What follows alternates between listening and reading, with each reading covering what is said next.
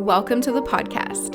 This show is entirely dedicated to the wisdom and the stories of people embracing their true and extraordinary nature, of overcoming, breaking through limits, tapping into universal wisdom, and hopefully inspiring you to do the same.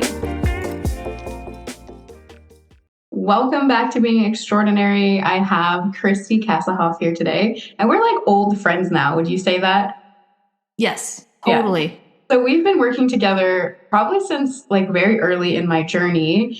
And Kristi has some amazing gifts and amazing stories that come along with the gifts that I think you've taken a journey that's been really interesting because you've been sort of spiritual since birth, hey? Yes, totally have been. And so kind of like, how do we lean into these parts of ourselves that we know exist right from day one and actually begin to see them as special or begin to see them as like worthy of being shared, and how the universe tends to kind of conspire in our favor when we start to embrace what makes us who we are, right?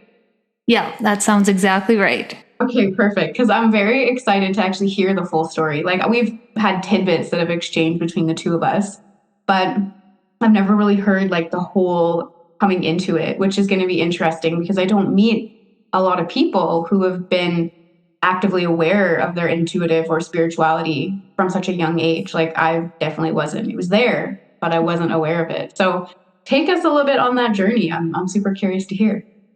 Okay. Yes. So I did want to share a funny story though before I begin. Yes, the funny journey. Story. Yeah. So do you remember when you were on a podcast? It was like Let's Vibe with It. I think it was like a few years ago. Like yes. My first podcast ever, I think. Oh, was it? No way. Okay. Yeah. So I was sitting at my desk and I would crush podcasts because I was sick of my job in this toxic environment. And I loved listening to other people talk about how they left the corporate world and they had followed their dreams. And it was just so inspiring. That's like what kept me going. But a lot of the podcasts I listened to were like people from LA, like a lot of them, like I can't relate to people with that lifestyle. But I found this podcast that you were on, and the way you talked about like karma and just life, I feel like it opened something up inside of me that was dormant. And I was like, man, this girl is magic. She's relatable. She shares things in a digestible way. And I was like, I need to find out more. So I just expected you to live in the States as well, like maybe in LA, like who knows? And I found you on Instagram and you were actually following me, my Violet and Viva page, which I was like, holy shit. I was like, how is this even possible?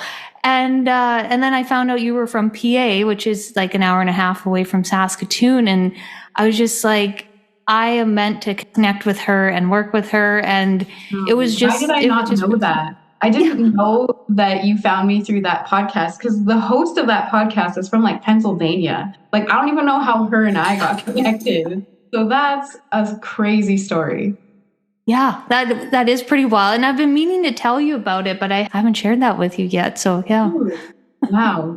Like it's such a small world. I can't say that enough, because I mean, we live in a pretty remote area, right? Like Flatland, Saskatchewan, Canada. And every once in a while, it's just like these threads will weave of people that are like, yeah, like exactly like this. That the common ground was Emily from Pennsylvania hosting that podcast. And it like weaves everybody together, which is insane. So there is just magic woven into every part of this world. But we just have to like pay attention, right? Yeah. Oh, that's so cool. I did not know that. And I definitely was following your page where you make like jewelry. I remember like seeing it. I was like, oh, what's this? I love this stuff. Aw. Yes. Yeah. And it just shows like the power of podcasting too, like the reach you can get to. Like if you think of even 10 years ago, we didn't really have this option to share our stories and meet like-minded people. And yeah, I don't know. It's just really cool. So I'm honored to be on the podcast today. I am a little nervous. Like I have my own podcast with my good friend, Living the Reiki Life. And we interview guests all the time and it's exciting and it's fun. But to be on the other end is like, it's a little scary. So I'm going to try and, loosen up here and share my story the best I can. Oh, good. Well, I know it's always interesting to flip it around and be in the hot seat because you have to like almost be a little bit vulnerable, right? You have to like Yes. share yourself with people versus putting someone else in the hot seat. So I feel that. But it's just a casual conversation. So I Yeah. am excited to hear about how your journey went. Because again, those details, I don't think I know all of them anyway. Yeah. Okay. It's actually like a story I haven't really shared with a lot of people before because it does put me in a vulnerable spot because it's something I've hid my whole life. Oh my And God. going through my journey, I've just learned that this journey is actually my superpower. This isn't my hindrance. So I felt like if I shared this story today, maybe it will resonate or inspire someone to look at something that they have gone through that was shitty or left them with some kind of hindrance, and it actually, or you can turn this into a positive. So that's where I wanted to share this story.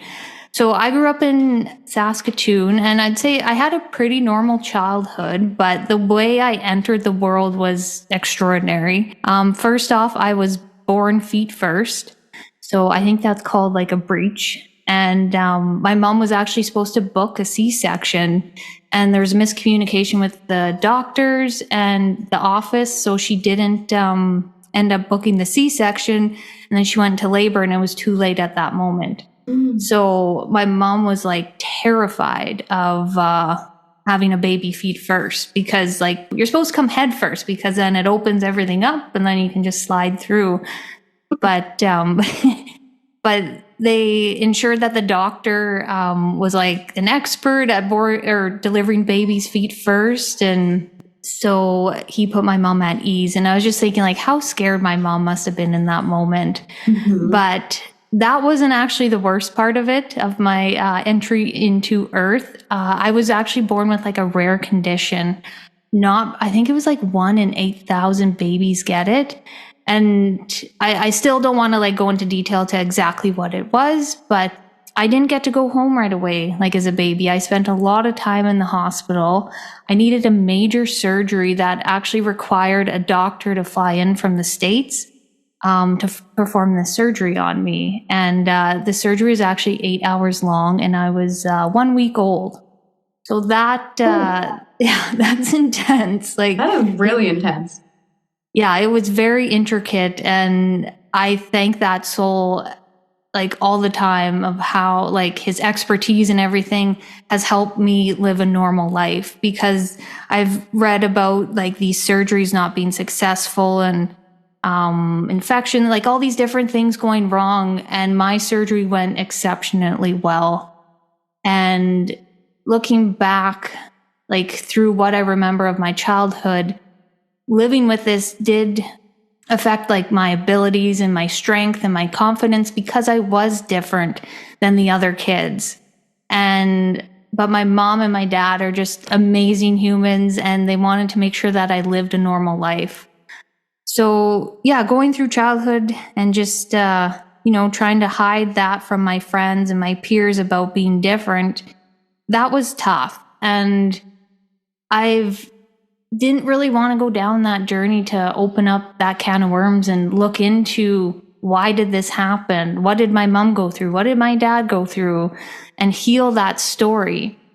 But what's funny is when you start the healing journey, when you start to turn over one rock, another rock will turn over, and then all of a sudden you're like, oh, okay, this is why. Or if you look at like the whole root system of a tree, and you follow that root system and you just keep going until you find like that, I don't know, like the 0 point, like the starting point, like getting down to the nitty gritty. And it's not fun, but I feel like that is a journey you have to go on.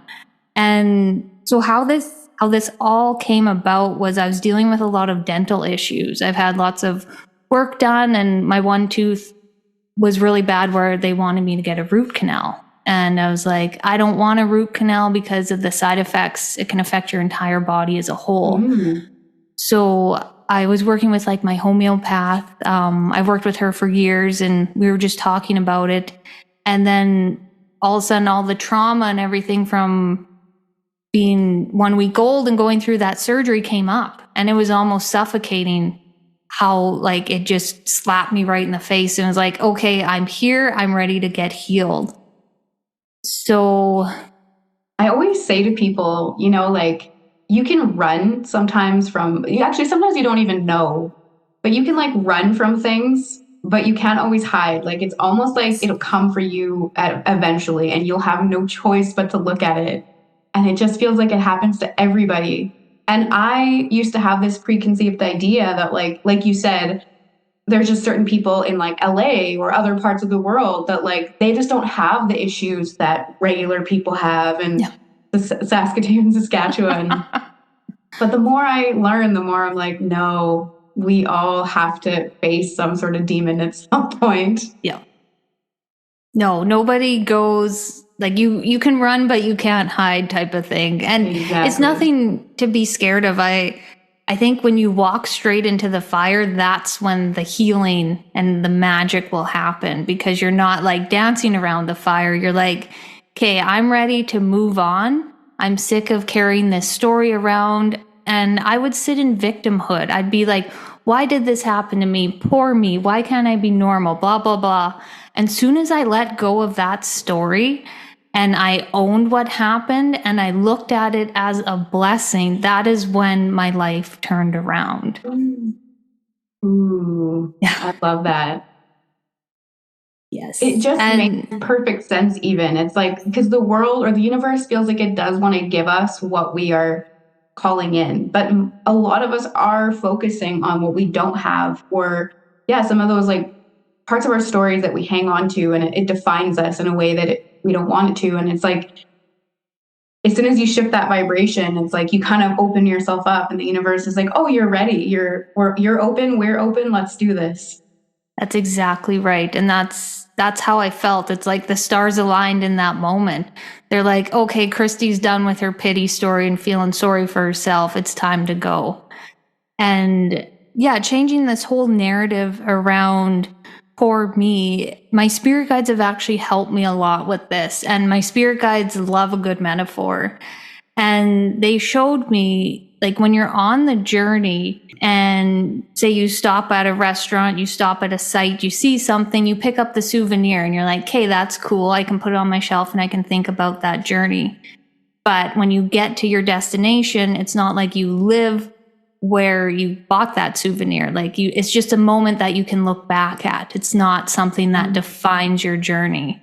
So they were showing me that the way I came into the earth is a souvenir, and it's something that I can appreciate and look back at when I need to, but not to live there. Because why live there? Like I have a whole life ahead of me.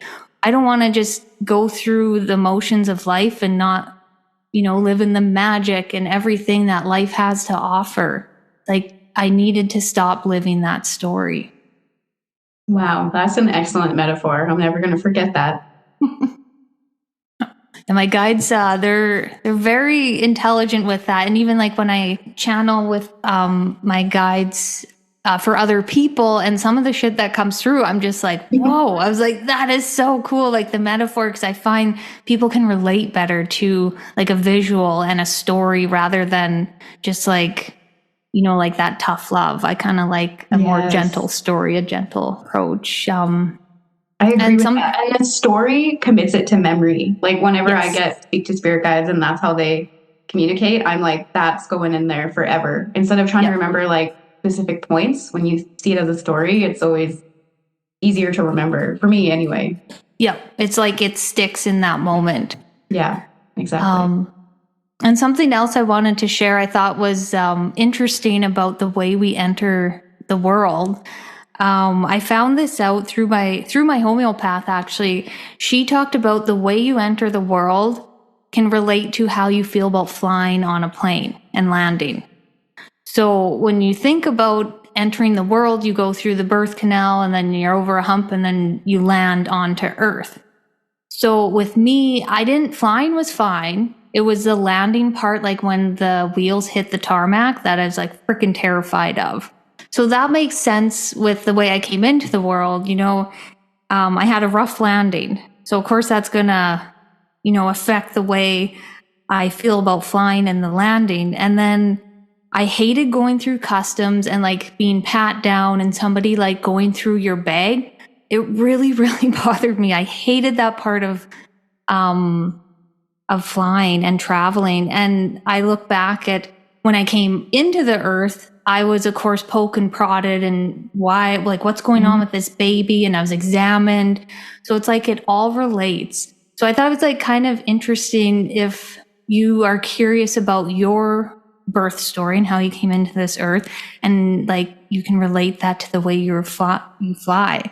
And I was even thinking about like a C-section baby, how they don't have the whole landing onto earth. They're like taken out of their warm and cozy bed. So if you ever feel like when you fly, like landing's fine, everything, but then when you get to your destination, you're like, what's going on? I feel ungrounded. I have anxiety. I can't like figure this out. It's like, well, maybe that's because that's the way you were brought into this world. So I don't know. I always thought that was interesting to ponder. And it feels like it could also be like a greater metaphor for just like life. Like, how comfortable do you really feel here? Or how comfortable do you feel? Or how worthy do you feel of being here?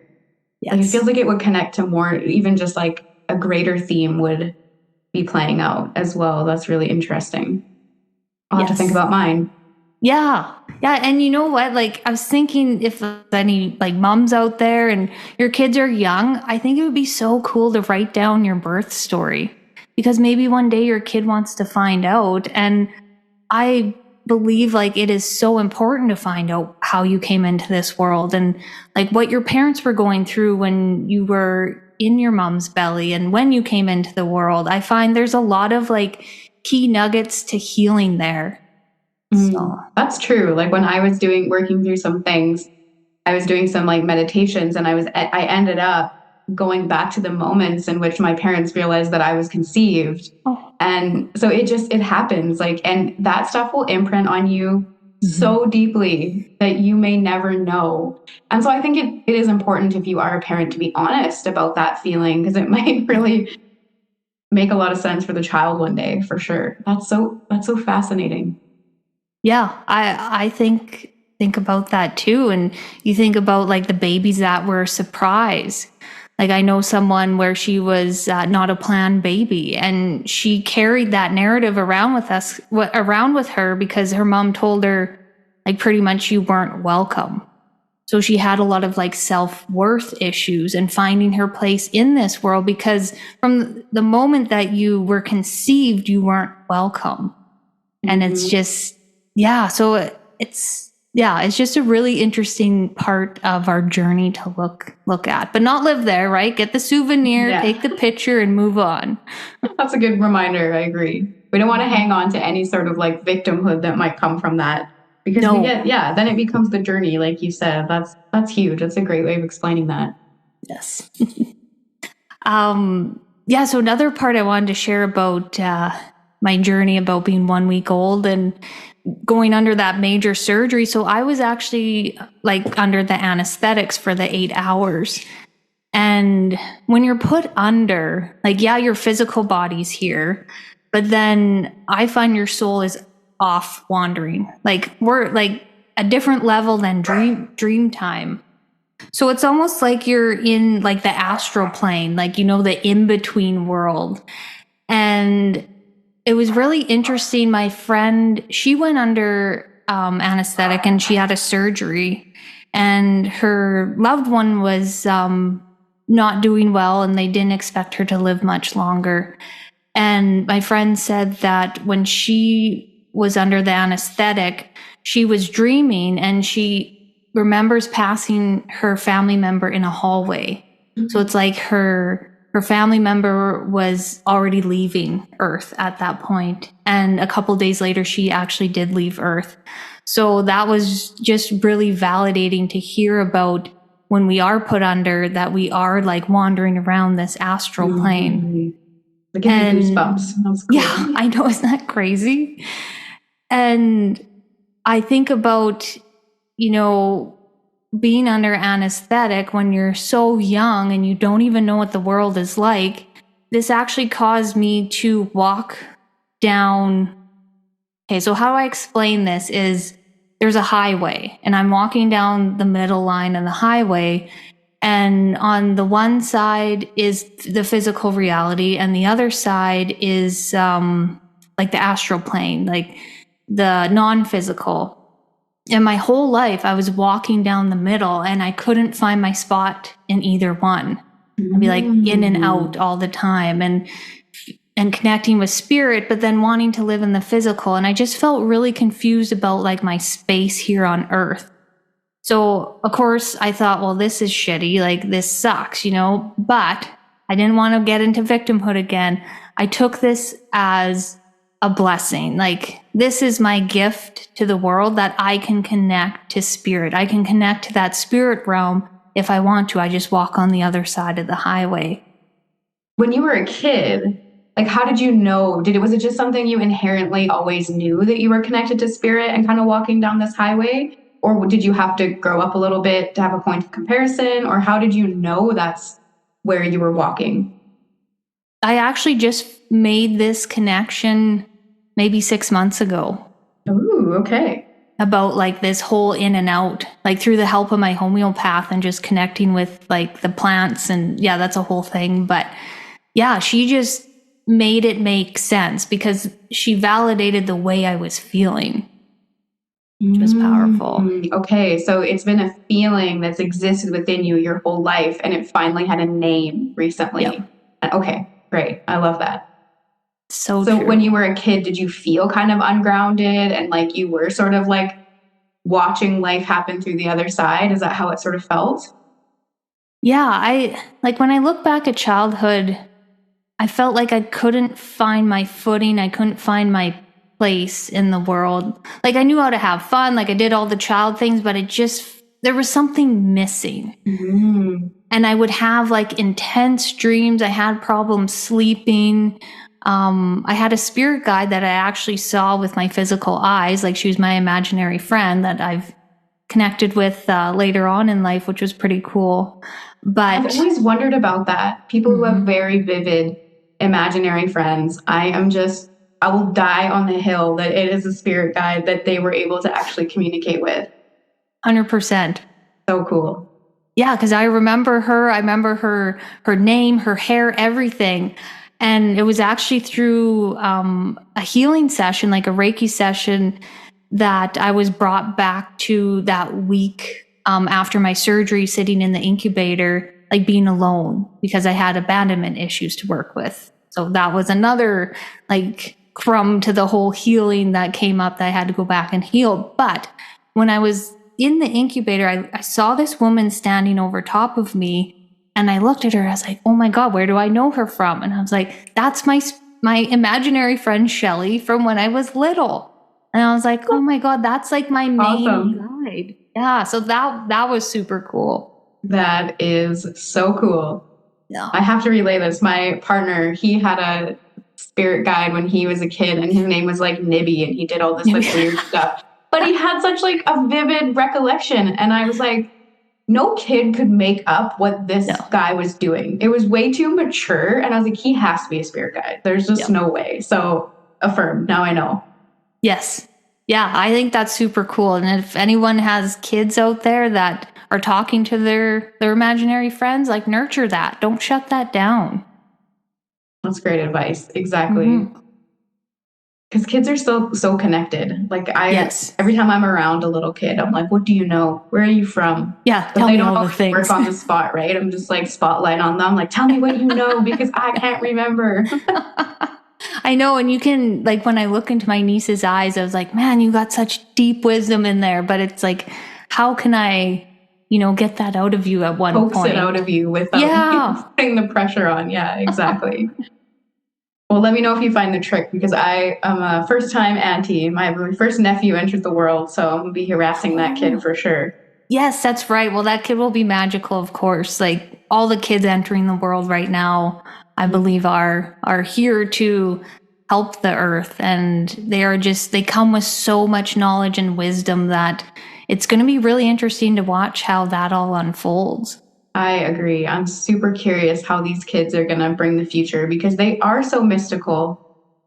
like so mystical. I was looking at his birth chart and I was like, what the heck? Like this kid is just spirit trying out human for like the first time. I can just tell. So good luck to him. Yes. Well, you'll have a really great aunt to help him through that journey. Oh, I hope so. I hope so. Yep. That's a great part about being the aunt is, you kind of get to have like the fun part of it without like all the responsibility. That's what I find about. That's where I want to be at. Yeah. Yeah. Yeah. I'm the cool aunt. I love it. Yeah, sorry. We totally went off path. Hopefully you remember what you were saying because now I don't remember. Oh, yeah. We were talking about the mediumship journeys. Yes. Oh, yes. I asked you how you noticed you were on this highway, but I'm really curious to hear how you're like, oh, this is my gift now. And yeah, like tell us more. Yes. So I squished all that down, I believe, like through childhood, because of course I didn't believe it.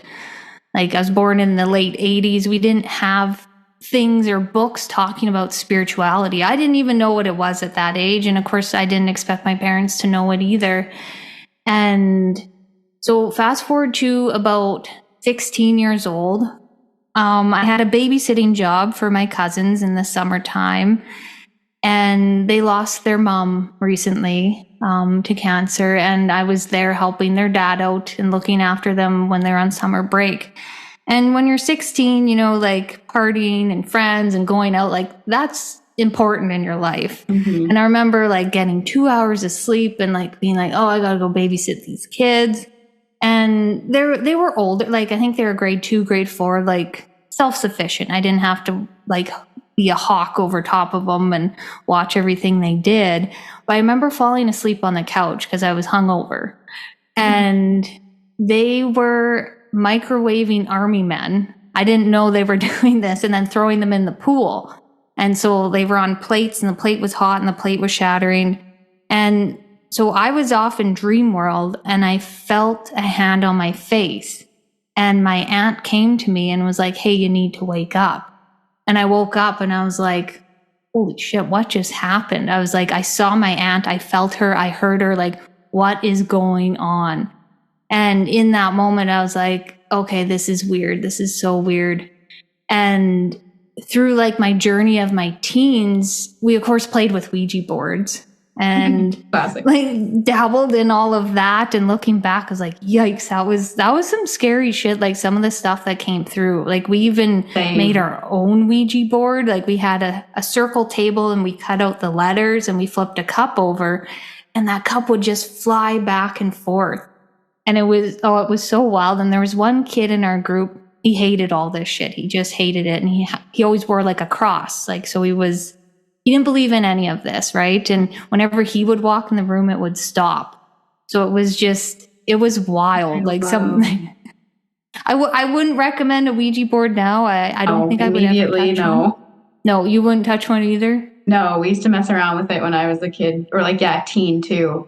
And I was always like a very big skeptic. Like, just, I want to just backtrack for a second. Like, I love that you're sharing these little anecdotes of what you've been through, because I think that a lot of people have things like this that happen in their lifetimes, but they don't stop and ask themselves what that was. So, for example, with my Ouija board experiences, I was such a skeptic that weird things would happen, but I'd be like, no, until one day my friend and I were using the board or whatever, and he had taken his hands off for just a minute. And you can always kind of be like, oh, it's the other person, they're messing with me. But all of a sudden it was just me with the whatever that thing's called, I can't remember. And it was still moving, and I knew I wasn't doing it. And I was like, oh my God, for the first time ever. And I just like threw the board and never touched it again. And you're not supposed to do that. But and it used to just do creepy things. You'd have these crazy conversations with spirit, and it would do like, I remember this one time it was making a lot of figure eights, which I think is also bad. And it was making a lot of figure eights. It wasn't listening to anything we were doing. And then all of a sudden we just said, okay, goodbye. And it just dead stopped and like veered to goodbye. And I was like, okay, we need to do it. Yeah, that's enough. Yeah, that is enough. I know, because it's just like you're opening up the hotline on whoever's on the other side. You have no control over who's coming through. You could open a portal, like who knows what could happen. Like there's a responsible way to connect with spirit. And that's not it. No. But yeah, like being a teen and like having all these things and feelings coming through, and nobody talked about being an empath either. Like I was such a sensitive child. Like I even remember a teacher would yell at me or raise her voice, and I'd be like, and I'd cry because I was just so sensitive. And I remember like looking back, being in crowds and like going to concerts and just feeling everything. Like if you think about like 10,000 people in one spot, so everybody has their energy they bring with them. Like maybe they got in a fight with their friend or their spouse, or they lost someone, they have grief. Like everyone's got this energy swirling around them. And then we all got like spirit guides, and we have loved ones, and we have like the other things that hang around with us, and you cram us all into one building. And I would just feel so unwell. And the thing that helped me, like when I was younger, I don't even really want to admit to it, but it was actually alcohol. Like I would have a couple drinks. Like it's not like I was getting smashed. I'd just have a couple drinks and I'd take that edge off so I could kind of let my guard down and I would feel better. It was like a quick fix. Wow. I don't recommend it. But even like my husband and I, we love sporting events, and we've gone to a few of them, and I can feel that anxiety building up again. But I have more tools in my tool belt to help me with it. Of course, I don't mind a drink here and there. It does still help calm my nerves, but it's not something I necessarily want to rely on. This is interesting because like the more spiritual I've become, honestly, the more socially anxious I've become. Yes. And I've never really put together that, like, when you're saying this to me, what I see in my head is someone that just has like I'm open for business and I can see and feel way more than most people. And then all the energy in the room is like, here's a channel.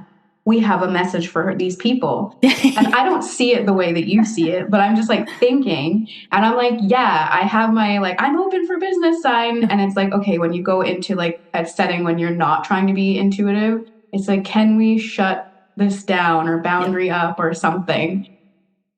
Yes. It's like, can I just be a human today? Like, I don't want to deal with anything. I'm not delivering messages. Like, I don't care what's going on over there. Just let me enjoy the concert or the baseball. Like, just go away.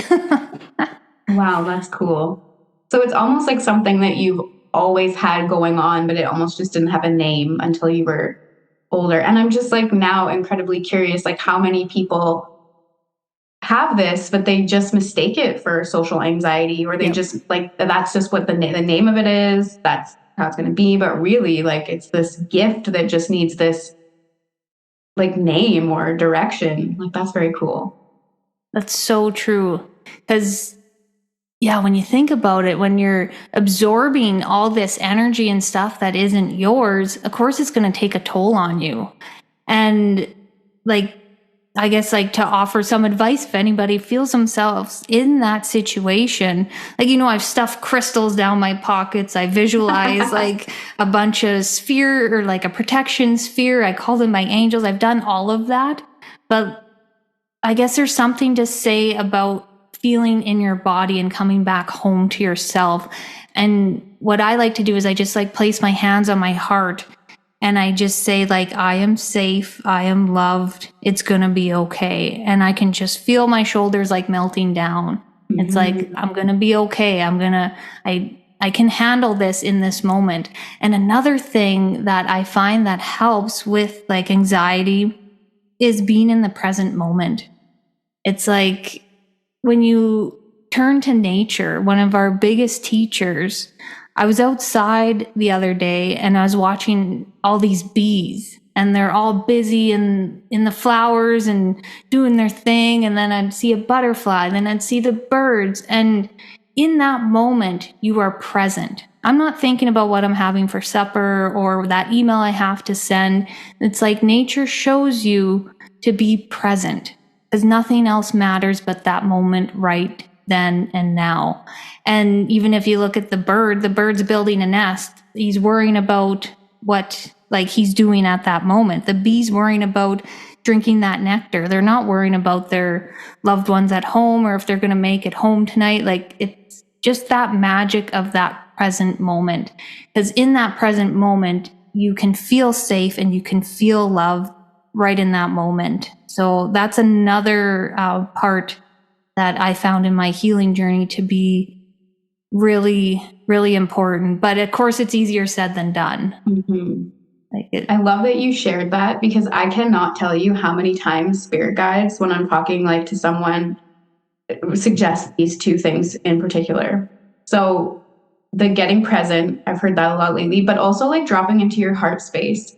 And it can sometimes be really hard to tell the difference between what's going on in your head and what's going on in your heart. But like if you're worried about something and you're like, okay, my head's really worried, but is my heart? And you just like feel into that place for a second, your heart is almost never concerned. Your heart is like so grounded. It knows everything's going to be okay. It's where your soul lives. And it's just like, oh, if we could just use this as our guide, like our heart as our compass and our guide instead of our head, like we would all be so much better off. But it takes practice. Wow. It does. It really does. And yeah, if we could guide through the heart, like that is where the magic lies. And I almost think of the heart as like a second brain. Like the heart has its own frequency, like its own intelligence. So it's almost like if you look at the society, like the collective as a whole, we've been taught to live in our minds and then shut off the throat that leads to the heart. It's like now it's time to open that up and connect back to who you are and how you feel and shut out the rest of the world at that moment. And it's very interesting because we live at a time where there is a massive spiritual awakening and people are calling in healing, which is such a beautiful thing. But then we have this nuisance in the background, which is the social media world that continues to perpetuate this shutting down of being present, the shutting down of the noise around us. It's just like bringing in more noise. And of course, social media has its benefits as well, right? We just talked about at the beginning with, the podcast and finding out that we were connected without even knowing and being essentially neighbors. And, there's bonuses to it. I'm not going to talk too much trash about social media because it's how I've become successful. But there's another layer that people have to tune out. And social media is still relatively new. I didn't get social media until I was out of high school. It's still new. We don't know what it's doing. We don't know how it's challenging us. So to get into the present moment and really have to fight for it and fight to be in our hearts, it doesn't just happen easily because there is massive distractions and more than ever, I would say. Big time. Yeah. When you think of our ancestors and they didn't even have the news, like the news that they would hear would be from their neighbor Joe or something like that. Yes. And that's all they could process for the day. But you turn on your phone and you got everything at your fingertips. It's just, and your mind has to process all of that.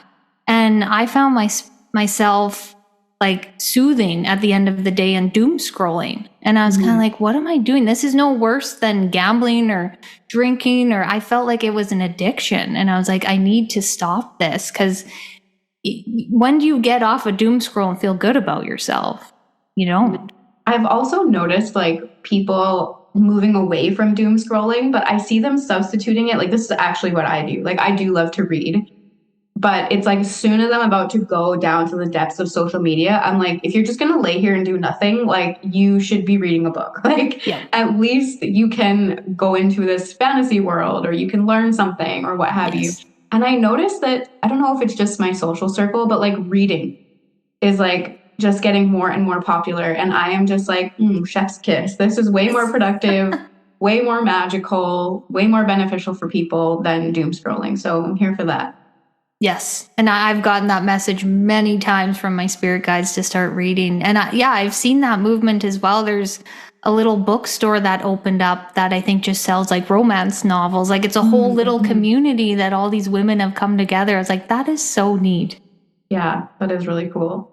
and or even like podcasting, because podcasting is kind of like stories but audible, right? So I Yes. see this movement where people are deliberately attempting to consume positive things, which is just like so great. The human spirit is so resilient, let's say that. Yes, it really is. And just giving yourself credit for the power that you have and the power to change. Because, yeah, I can, or in the willpower too. We have it all in us. We just need to tap into it. Exactly. And just even like intentional. Like I find whenever I end up doom scrolling or whatever, it's always because I'm just kind of like burnt out. And it's like I'm not really like consciously driving my energy. It's just defaulting to what's easy. So it's like even just regathering intention is sometimes enough to be like, oh yeah, I don't intend this. Like I actually do want to be somewhere else. That presence, that Yes. being in your body enough to know like, wait, this isn't actually what I. So that's very cool advice. Yeah. Yeah. Like try being present and doom scrolling. I don't even think that would be possible. No. No, because my mind goes elsewhere and I'm just flipping away. But Yeah, exactly. Well, that's awesome. And so how have you turned this gift that, or you've turned it into a gift, you realize it was a story and now it's your gift. So how do you use your gift in your day-to-day life for people listening? Because I know yes. you have like a business, you have podcasts, like take us on that journey a little bit. Okay. Yeah, you know what's funny is sometimes, or like I'm a great channel for other people, but when it comes to myself, sometimes there can be a block, and I can hear what they're saying and I don't want to do it, so I just kind of shut them out. So sometimes I'm really bad at listening to my own advice and my spirit guides, because we all have that spirit team and they're there to help you. Like there's nothing else in the world that they want to do but to help you. And yeah, tapping into their wisdom, that's been life changing. And just being able to open up that communication and knowing that it is spirit and that I'm not going crazy, that has been another great nugget of healing. And the way that I started to really connect with them was automatic writing.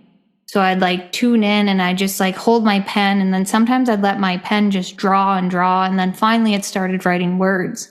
And I couldn't keep up, so I actually got out the computer and started automatic typing.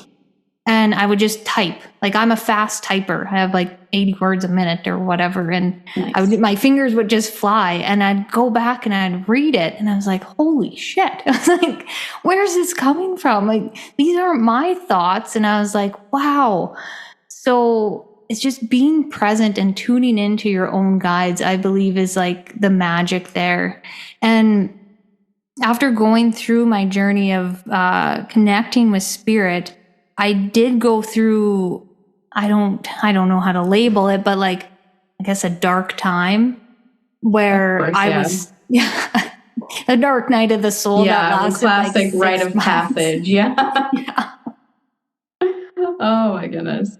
And it was like, I was scared of my own shadow. Like I was scared that spirit was going to show up like in full form beside me. I'd wash my face and I'd be scared that someone would be standing behind me. Like I lived in so much fear and I couldn't sleep. And in that moment, it was like, I need to take my power back. Like we are the human, they are in spirit.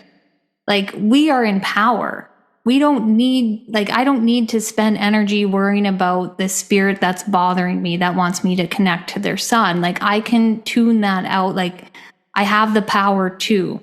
But I guess it's almost like a dial though. Like I can turn the dial down. It's not like I can completely turn it off. So it was this whole journey of learning myself, learning energy, and learning how spirit works. And yeah, it was quite the journey. There was a lot of like weird dreams and spirit playing around with me, and it was just learning those boundaries. And then when you create boundaries in the spiritual world, they organically happen in the physical world as well, I found, which was really powerful. You know, when you can protect your own energy against people that you realize that were sucking your energy out of you. Like there's lots of mirrors that happen between the physical world and the spiritual world. So that was quite the journey. But now I find that I'm in a spot where I can use all my knowledge and my connection to spirit to help other people. I'm a Reiki master, and I took your Akashic Record course, and I dabble in so many different modalities. Like I love diving in, and like I get obsessed. I learn everything I can, and then I move on. So it's like I don't even know what you'd call that, like a serial learner. Like I just keep learning and finding new things you take out. like tidbits of everything, and you're creating your own space and your own unique path to spirituality. So that's a good thing. And some people, that's just how they process. Like there's an entire group of people that they just constantly learn, take what they need, apply it to their life, and like, yeah, move on. So that's awesome. Yeah, but I've kind of struggled with it because it was like you know how you kind of want to pigeonhole yourself, like, oh, I'm just a Reiki master. I want to be the best Reiki master, or I want to be a medium. I want to be the best medium. But I found that's not my journey. I need to find a way to intertwine them all together, which I'm working on. Like I can go into a Reiki session with a client and being like, oh, okay, she's got a sore hip. Let's figure this out. And then all of a sudden we're going through the heart chakra and we're finding a past life, and we're realizing that she's got self-worth issues that are held in the emotions in her hip. And it's freaking wild what can happen in a session. Cool. Like it's pretty neat. Your story reminds me of like hearing you say that reminds me of the karma of Mercury. So Mercury is like the messenger of the gods, which clearly you have a kin and affinity to by being so open to spirit from such a young age. And it's like the messenger of the gods. Mercury is like known to be like so curious and not wanting to niche down, but living in a world that's like niche down, niche down, niche down. And he comes along and he's like, no. And he really takes that like the jack of all trades, but the master of none. Yes. And people always forget the next part of that saying, which is it's still better than being the master of one. Like the whole saying is that. I didn't know that. Yeah. People just cut it off and they're like, oh, you're the jack of all trades, but master of none. But the whole saying is, which is still better than being the master of one.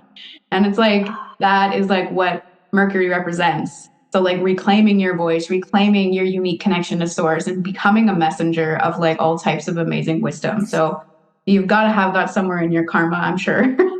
Yes, I think my Chiron is in Gemini. Gemini. Yes. Yeah, there it is. Yeah. Which, yes, you nailed that on the head. Yes, that makes so much sense. And even looking back on sharing my voice, like even a couple years ago when my friends would send voice notes, I wouldn't even want to send a voice note because I was scared of the way my voice would sound, which is insane. Like, and then you fast forward a couple years and I was like, you know what? I have something to share. I want to share it with people. Let's get going and start a podcast. And we're celebrating like 14,000 downloads, and I'm here sharing my voice. And it's like, I overcame that and it feels so freaking good. That feels so great. I love that. Well, congratulations. That's very exciting. And was there ever a moment, like a defining moment where you're like, I'm just effing done with this? Has it been working with your homeopath? Like kind of the story that you're telling us, you're just like, yeah, no, I'm moving on. I want to share my voice. Yes. Yeah. It's like a combination of a lot of things, like the healing that I've done with you through your sessions, and then some Reiki healings, and then like my spirit guides, my homeopath. Yeah. It's all been like a team of healers that have come together and working on like my self-worth and thinking like back to childhood. It was like your voice didn't matter, and going back and healing that inner child and realizing like, no, you do have a story to share and people are going to listen. And then the other side of that was figuring out not everybody's going to like your story and not everybody's going to like you, and you're not for everyone. And that was hard to, to embrace and accept. But I was like, if I sat there and worried about that, I never would have started that podcast. I never would have started sharing my story. So It's And like, this is just that textbook example of like, as soon as you're like, I have something to offer, the universe is just like, let's go, baby, let's do yeah, it. Because like your podcast is very successful and it's only a year old, right? Just yeah, turned a year, didn't it? yes, Like within 1 year, your podcast has like really done very well, very quickly, which isn't, I don't think, the norm. I think a lot of people just like scrape and scrounge around with their yep, podcast, and you just like really blew it out of the water. So it's like the universe always wants to work with you, but you've just got to decide. You have to choose to like love yourself a little bit more, yep, honestly. Like that's what it boils down to. Each version of us, like, you're talking about these childhood wounds. So we all have different ways in which we self-abandon through our life experiences. But as soon as you reclaim it, I almost want to say I guarantee, but you have to stick with it. It doesn't happen overnight, as you yes, just alluded to. I almost guarantee the magic comes. It just yeah. has to. It's the way that the world works, honestly. So that is a great story. Yeah, it's got to be in like the law of, I don't know, of attraction, or however Mhm. that goes. I just did a course on all these different laws, like the law of karma, and like that's your Yes. forte, and it's Yeah. so interesting. And one thing that you said to me that really stuck was that do the same thing and get the same result. And I was just Mhm. like, shit, I was just sitting here at this job and I was just grinding and doing the same thing over and over and asking myself, why am I unhappy? It's like, you need to do something different to get a different result. And I was like, that was so hard for my brain to comprehend. But now that I have that little nugget of wisdom, it's like, okay, I'm going to wake up today and I'm going to do something different. And my body's going to be like, no, this isn't safe. Let's not do this. Shut it down. And then your ego starts coming in, and then it's a whole thing. But when you can shut that down, be in the present moment and just do something different and be consistent and do it with intention, that is when the magic will happen. Mhm. Amen. I have like Yes. courses based upon this foundational principle, like, because it is hard. We do have those survival codes within us, where it's like as soon as we veer off the path we have traveled 1,000 times, our survival mechanism can't predict the outcome of this different path. Even if it's just driving a different way to work, suddenly it's like so nervous because it's like, I don't know the outcome. I don't know the outcome. And it's like, girl, you got to go back the other way every day, the same way, because we know that's predictable and we won't die because we haven't died yet. And Yes. it's like, so you have to like shut down that like extremely illogical survival programming. Yeah. And you just have to kind of like, yeah, reason with it and be like, no, this isn't true. This isn't real. This isn't, I'm not going to die today just because I went this way. Yes. And it's like, when you face that discomfort, like, I really do believe that the change we're seeking is literally just on the other side of that comfort zone. Like, I think that's a saying, and it's a cliche for a reason because it's so freaking true. It's true. It really is. And it's just like, do you want to just coast through life, or do you want to experience the magic and joy that life has to offer? That was like a big question I asked myself. And I was like, I'm sick of coasting. Like, there's so much magic out there. Like, let's do it. Exactly. And you really do have to like push yourself to the edge and like jump off. If you want to feel alive, like, you've got to take some risk, because that like consistency, or that not being curious or not pushing yourself to the limit, like, it just does create stagnation. Like, that's just what happens. If you don't allow yourself to grow or follow your curiosities, like, you just become stagnant. Like, that's just the code, right? It makes sense. If you read the same book 1,000 times, it's going to lose its magic, because it's just like, you've read it, it, like, Yes. you know what's going to happen. There's no more curiosity. It's going to become boring, right? Like, that's just how it works. Like, oh, so cool. So true. Yeah. What story do you want to write? Like, don't keep reading the same chapter. Let's write a new one. Exactly. And it's funny that you say that. It's actually funny that that's the saying that you said. Because even before I was an Akashic record reader, or before I was even really spiritual, I would face these moments in my life that I was terrified of. And I'd be like, what do you want your story to say? Like, on your deathbed, what do you want to say you did in this moment? And that was just enough of a push for me to be like, I will not bitch out of this. I must do it But if you just sit in that moment and you don't zoom out and see it from a grander perspective, it's easy to convince yourself not to do the thing. Mm-hmm. But if you zoom out from the deathbed or whatever perspective, it's like maybe this is going to ultimately become a failure, which usually it's not. But at least I'll know, instead of wondering my whole life if I would have just jumped off that edge, would I have fallen or would I have soared? Like what, I don't want to wonder. I want to know. Yep. That's exactly right. Taking that leap of faith. Like, damn, it's hard, but it feels so good. And like 9 times out of 10, you fly. As long as you're like in integrity with yourself and you're not doing it because you want to show off or you want to be like someone else. Yes. If it comes from your heart, you will fly. That's so true. It's crazy. And I feel like you're an example of that, right? Like you've done a lot of work. You've pushed yourself to these uncomfortable places, and you've made like incredible progress, right? Like I'm happy for you. Good for you, Kristi. Oh. Thank you. Yeah, it's quite the journey, when you got to deal with some cringy moments of your childhood, your teenage years, and all of that. But, when I was sitting outside today, this analogy came through. I believe it was from my spirit guides, of course, because of a metaphor that I wanted to share. It was, when you're going through a thick of things, like last year I went through something that I lost my sparkle in life, I guess you could say. I didn't feel a lot of joy. I was wondering what the hell was going on. And in those moments, it was freaking hard. It was so hard. Like my heart hurt, my body hurt. I didn't know what to do. But when you look at nature, again, being our greatest teacher, and you look at the seasons she goes through and the storms that come and go, it's like Mother Nature never stays in winter, in the darkness of winter, forever. So if you're going through something, you will not be there forever. It is just a season in your life to go through. And those cycles need to happen for things to grow and things to flourish and for you to come back home to yourself. Because if I didn't go through that tough month, I wouldn't be where I am at today. So yeah, I just wanted to share like that.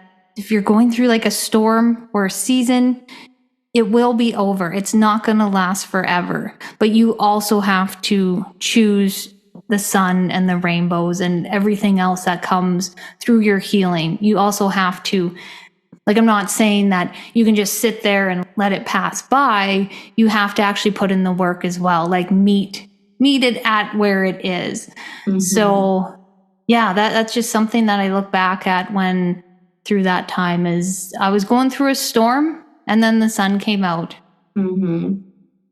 Isn't that the truth? Like, I'm thinking, in my story, so the moments when I've been the most down and out, when I chose to like rise again was the moment that like the most progress ever happened in my life.